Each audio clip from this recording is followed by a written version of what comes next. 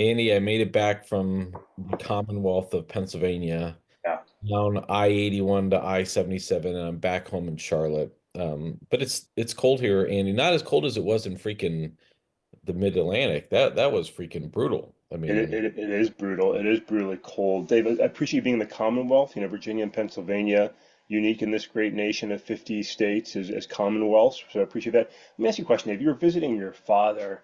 Is there anything that you found yourself doing over the years where you're like, oh shit, I am partially becoming my dad? Is like, do you have any of those those little things that are like your dad's thing and you're like, oh shit, that's me too?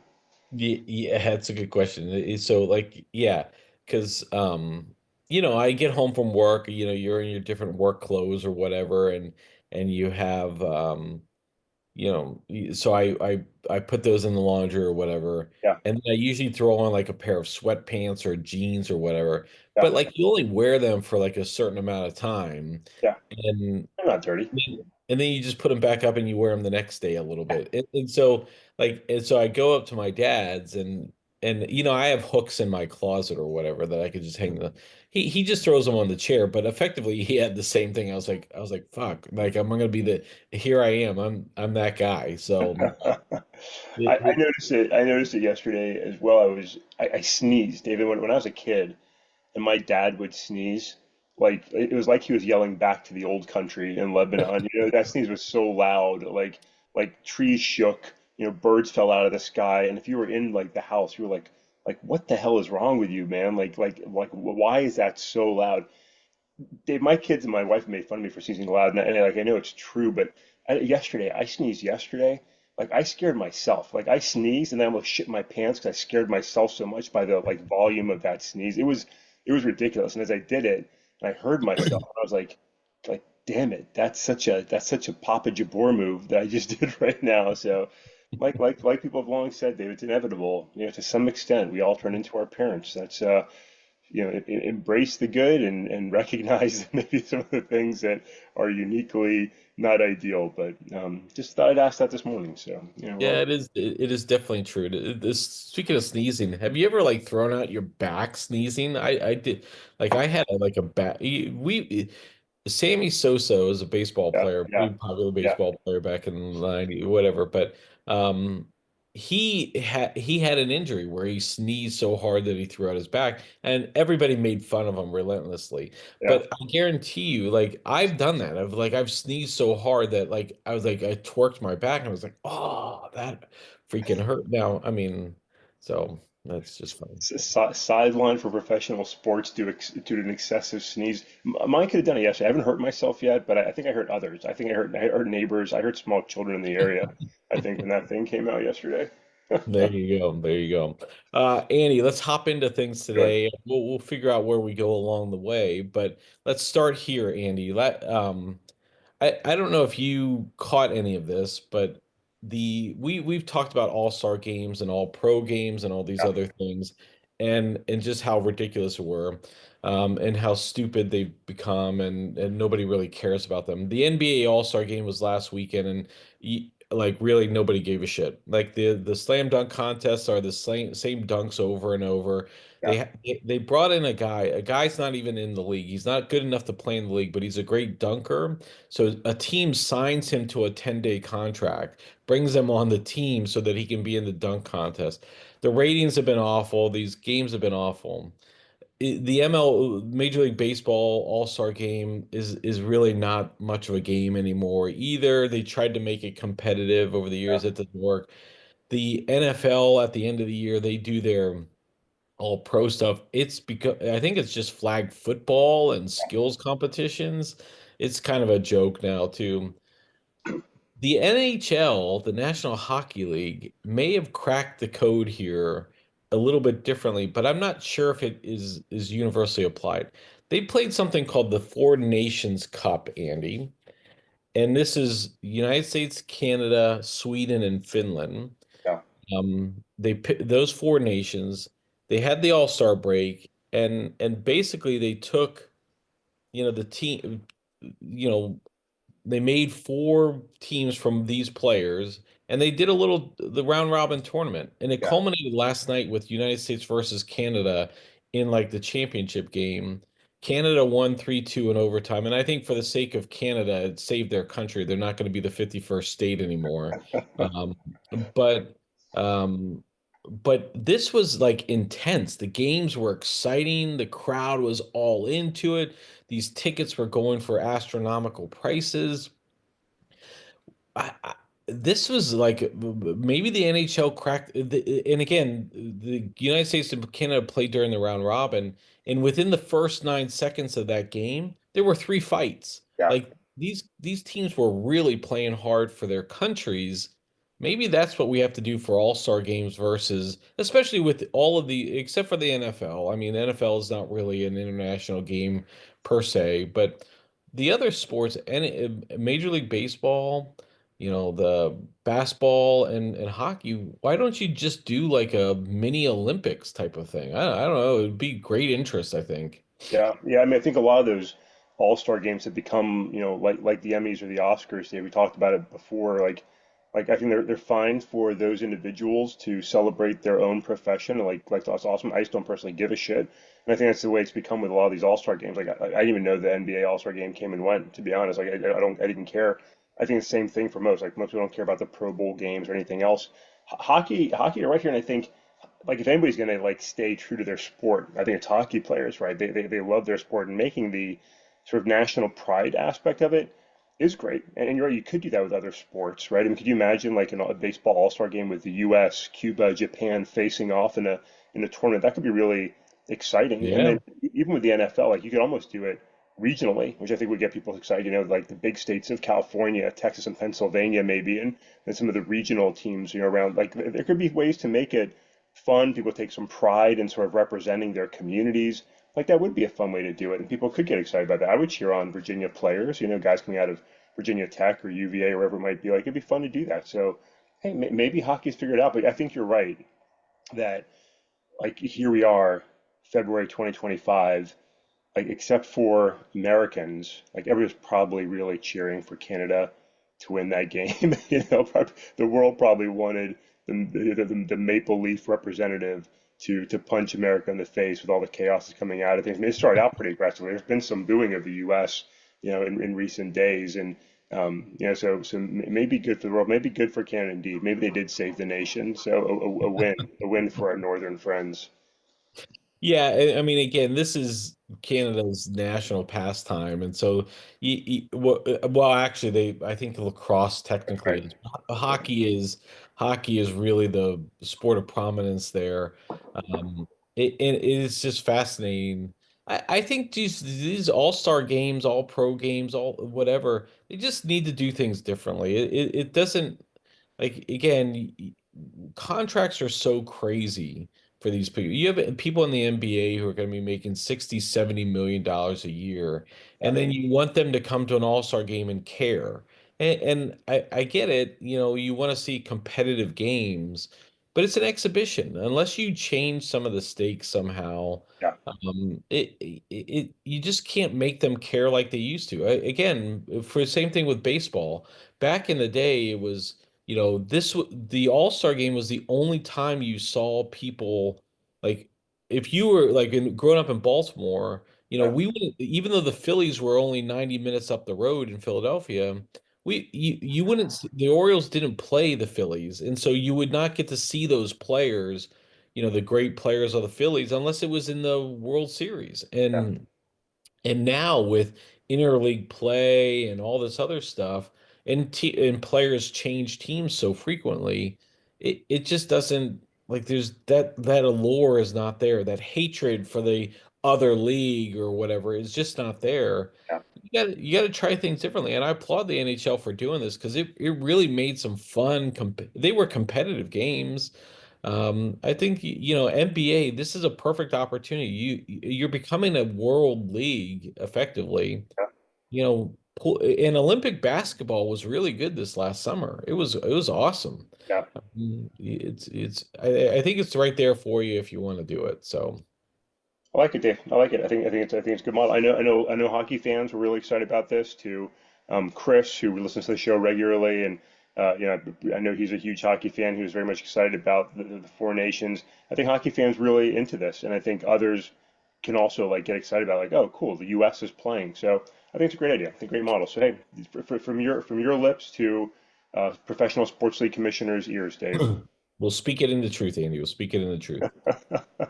Okay, Andy, we've talked again. You don't know where we're going. I'm just I never pulling know. stuff out I right never. here. So you're just gonna have to go, Andy. I'm just on this roller coaster, Dave. I'm just You sitting on you this roller. just you're just on it. Where do you stand with James Bond? Are you a big James Bond fan, Andy? I'm not a big fan.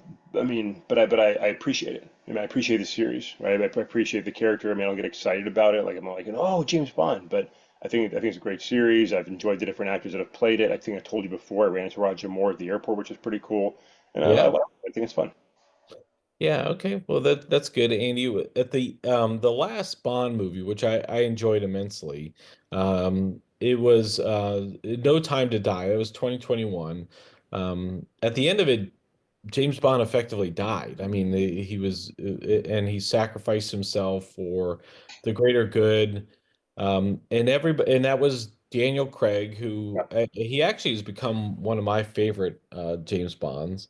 Even though he was widely rebuked when he took over because he was blonde hair and he's a little bit different, right? But I thought Daniel Craig was an awesome James Bond. Anyways, he that was his last film. Yeah, I thought all the films that he did were pretty strong. But then a couple things happened, Andy. The family that owned the rights of James Bond, and I want to always say it's Broccoli, but it's Broccoli or they own the rights to Bond, and it's been sold as part of the MGM library, which James Bond was part of, was sold to Amazon. So Amazon has that, but the creative control resided with the Broccoli family or the Broccolis. I don't know how you pronounce it. I'll butcher it the rest of this pod, but finally, again, now Amazon has this intellectual property and yeah. they want to do more with it, but they're not sure what to do with it. Now, long story here, Andy. You're like, what the fuck is this? This is Dave. Where are you going with this? They agreed to finally step back, and now we're gonna see where they go with James Bond. Yeah. Question is do you really care? I think we do. I think James Bond's a character that we all like, right? He's just a guy. He's a cool guy. He's English, typically pretty good looking, right? Debonair, and he beats people up, and there's a fantastical component to it. You know, there's just sort of ebbed and flowed with how like silly and crazy our characters are to how like realistic it is. I think Daniel Craig, I think ushered in some more like realism-ish to James Bond, whereas we're not seeing, giants with terrible teeth or, sultry women, seducing James Bond the same way. It's become a little bit more uh, less risque, perhaps in a lot of ways. But I think it's been fun. I think it's a fun cultural character, and everybody knows James Bond. So I think it's fun. I think it's difficult to pick a new James Bond because you're going to get trashed for whoever you pick, right? At a number Yep. of levels. But I think it's a fun character. I think people like it, and I think people enjoy the series. Okay, so here's the thing though, Andy, is you have these iconic franchises like Star Wars and Yeah, Marvel. You had these things, and then it's like Star Wars got bought by, George Lucas sold it famously to Disney. yeah, And while he had all the creative control, and whether you like the prequel trilogy or not, um, George Lucas was very deliberate about when they came out and how they were done. After they came to Disney, it's kind of been hit or miss. There's been some good, there's been some awful, there's been yeah, some mediocre. The same thing is a fear with James Bond is if Amazon tries to say, okay, we have this library, now we're going to just start pumping out shows. Maybe we start, taking villains and having a show about the villains and all these spin-offs. Does that dilute the brand of James Bond? And you're right. I mean, the who James Bond is always you know, a debate. But yeah. then does James Bond start showing up in these TV shows and all this other stuff? So it's a risky move, but we'll see how it can get played out, I guess. Yeah, I So don't, I don't think, I don't think the James Bond cinematic universe was really big on my bingo card. I wasn't really imagining that, but I mean, there is a sort of diluting of the magic of like, oh man, it's the first Bond movie in 3 years, 4 years. People get excited about it, but I mean, one, look, there's a lot of money to be made, right? If people want to see a James Bond cartoon and a James Bond ride, and James Bond popping up on some random TV, like why not? Like, have fun. If people enjoy it, like why not? Maybe people get sick of it, you dial it back. Like I think it's fun. If there's characters that people love, like in an age when there's seemingly so much happening that there's less and less we connect on. I think there's certain things that like the world can appreciate, right? We all know and love Star Wars. We all know and love, not everybody loves, but we all know and love Star Trek, right? There's certain things that we can like come together and be like, that was awesome. Like, everyone knows James Kirk. Everyone knows James Bond. And so for that to be something we can celebrate, like, no, there's anything wrong with that. And it goes back just decades, right? I mean, it's a long running series back to, Sean Connery and some classic movies. So I think it's fun. I think it's fun. And heaven forbid, I mean, I know there was talk for a while that, Idris Elba could be James Bond. I think it would have been a great James Bond, but you pick a black James Bond, there's going to be, there's going to be interesting conversation. You pick a female James Bond, you have a Jamie Bond, Hmm. there's going to be a lot of oh, James Bond's gone woke. I welcome the next conversation about whoever is selected to play that character. So it's a big deal. It's a big deal. Your career is made if you can play James Bond. Although some have been very short-lived, Timothy Dalton, Pierce Brosnan, right? They still get a nice 3 movie run. Still a great career move. Yeah, Timothy Dalton, I think I remember the big piece on him when he became James Bond. I liked him. He had a cool role in Flash Gordon. I always thought that was neat. But I think everybody wanted Pierce Brosnan, and so Timothy Dalton was kind of a letdown until Pierce Brosnan could get out of his Remington Steele contract and all that other stuff. But who was your favorite Bond? Did you have a favorite one? I don't know if I did. I mean, Sean Connery is just so Yeah. iconic in that role. I think it's hard to like he's hard to beat him. I mean, Roger Moore was great. I think I didn't mind Dalton or Pierce Brosnan, and I think Daniel Craig was great. I think he did a good job. I think we all came to appreciate him as Bond over time. So Yeah. I think they all sort of become the character, and we sort of embrace him in that role. So I think it's fun as long as the story's fun, the action's good. I'm all in. Yeah, okay. Yeah, I think Connery was my top one, and then I'd go with Dalton, Roger Moore, Pierce Brosnan, and I guess Timothy Dalton, and then the guy, the American guy, I guess whoever was at the end there. So, or whatever.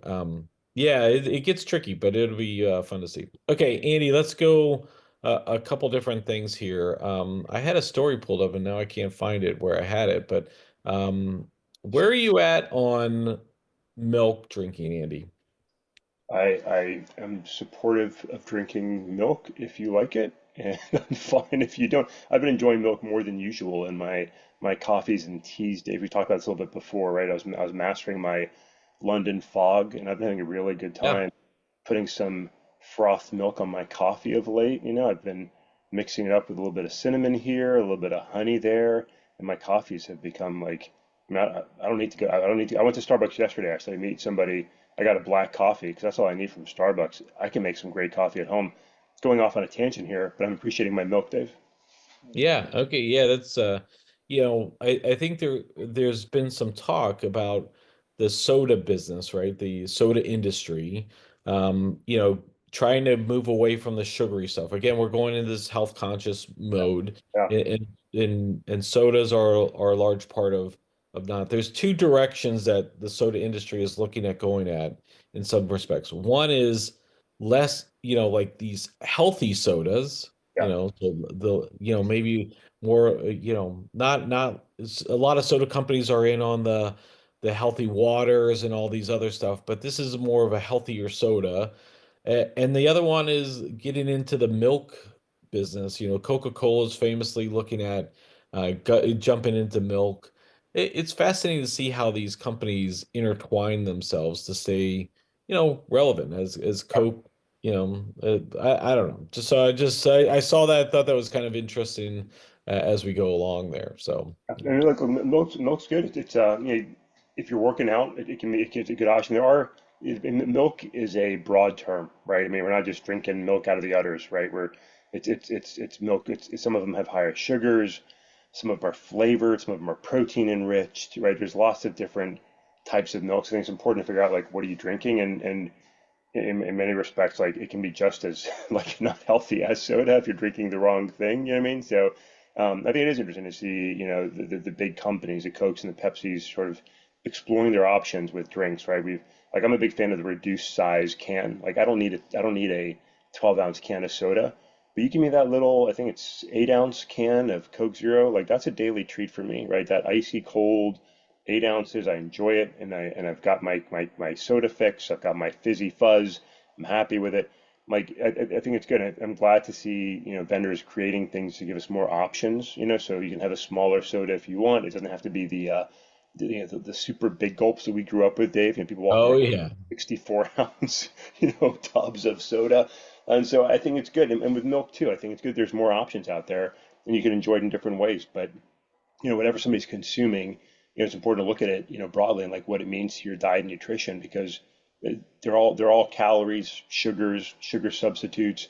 Like, what does that mean to your overall nutrition? Are you managing it reasonably? Yeah, there's a lot of things to ask as part of the broader nutrition program. The supersize me, Andy, on all that stuff. Like you brought up the seven going to 7-Eleven and get your big Yeah, gulp. yeah. I mean, in the super big gulp, who should drink that much soda at any one point in time? But we did do it. It And was so, out of control. I mean, we went through a phase where like you couldn't make things big enough, right? Whether it was yeah, your yeah. McDonald's meal or your soda or your chocolate bar, like we just kept making things bigger and bigger to the point where like, I mean, you have any of those items and you've met your 2,000 calorie threshold, right? And I mean, Yeah. like Americans were getting fatter and fatter, like for a reason. Like we were just consuming a host of empty calories and sugars and sweeteners, and like it was killing us. So I am glad to see that we've like recognize that, right? Like, oh, if I drink, 1,400 calories in Coke, it's probably not good for me, and my teeth are falling out. So yeah, it's good. It's good. We're Yeah. more aware. Make America healthy again. The Maha movement, Andy. Mhm. I do think that there's definitely some positivity out of that effort. I To don't know if there is, Dave. Like I don't I don't know if as we look at the new HHS secretary going to the Texas amid a measles outbreak to advocate for less vaccines. I'm not sure that MAHA is the right movement, to be honest with you. So Yeah, fucking I don't want to confuse it with the vaccine piece, but yes, yeah, I yeah, definitely as we go and see these measles outbreaks and go, where'd that come from? I don't yeah, understand, yeah. you know. Yeah, So yeah. People questioning the measles vaccine. We're hearing people bring things back up, associating like things that have been clearly debunked. Like no, these childhood vaccines didn't cause autism. Like there's a lot of frustrating conversation going on that at the end makes us, all more vulnerable. So please drink your milk, enjoy your Coke, have food in moderate sizes, and get your approved childhood vaccines for your children. These are basic things we can manage. So like, oh, there's a measles outbreak. It's because you're unvaccinated, you fucking community. Like, go get your vaccines. Yeah, Dave, don't get me started. Don't get me started. okay, so I won't. So we got 1 minute left on the clock here, Andy. One quick last question. Earlier this week, there was a crazy plane crash in Toronto. Yeah, The plane flipped over. The video footage of that wild. is unbelievable.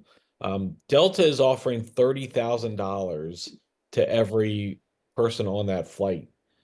Is that enough, Andy? Is it? I mean, I know it's a nice gesture. They say there's still a lot of things they're going to still do, but whew, $30,000. I mean, first, like, thank God nobody got killed, right? I mean, Yeah, nobody got killed. That was insane. It was insane. I it mean, is crazy. significant weather. I mean, you watch that video, you see that plane flip. It's like, did that actually just happen? And hats off to the folks who responded. I mean, 30,000. Hey, flip my plane over, baby. I'll take your 30 grand. Like that's all. Like, nobody died. 30K in your pocket. Hey, I'll take it. I'll take it. Take the money and run. Go on, take the money and run. Dave, who sang that song? Who sang that song? I, I The hold Steve, on. the Steve Miller Band, Dave. The Steve Steve Miller Miller. Oh, that's Band. right. There we go. Go on, take the money and run. Oh, Yeah, it's a good song. it is a good song. I would definitely obviously take the money. It just seems like are they trying to get ahead of the lawsuits that come about? I'm sure they are. Yeah, Um, what do you do? I mean, it was obviously, unique circumstances. The pilots did the best they could. I mean, like what do you want them to do? If they're saying, hey, we'll give like we're gonna give you some money, you don't have to sue us. Like, and we're gonna some people are gonna sue them because we live in a society that loves to sue the hell out of everybody for everything. But yeah. like ultimately, like it wasn't deliberate. Nobody died. 30K in your pocket. Like just like don't sue. Just take the money. Be grateful for your health and the fact you're alive. Move on. All right. Well, there you go. There you have it. So, Andy, good week this week.